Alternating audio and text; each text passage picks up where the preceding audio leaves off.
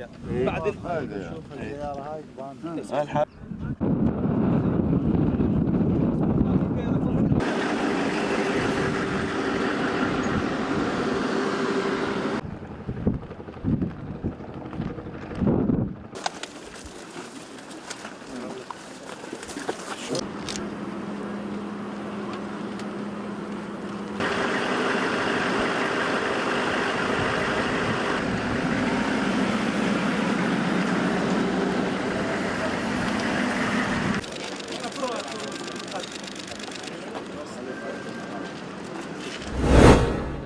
التي لا تهدأ أجواؤها، لكن المدينة بدأت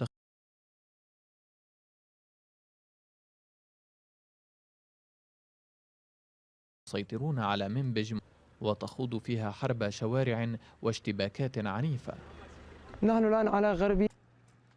وتتلقى قوات سوريا الديمقراطية في هذه المعركة دعما من مستشارين أمريكيين وفرنسيين. المحتمل تحولا كبيرا في الحرب ضد تنظيم الدولة. المدنيين محاصرين في منبج ولم يتمكن من الفرار. ماطا رباط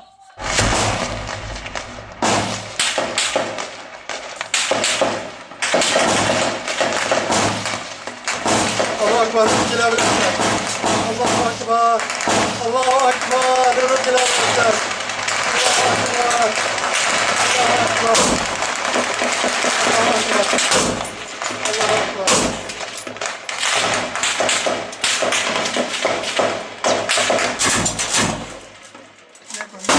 ليك الرجلان اكتمل.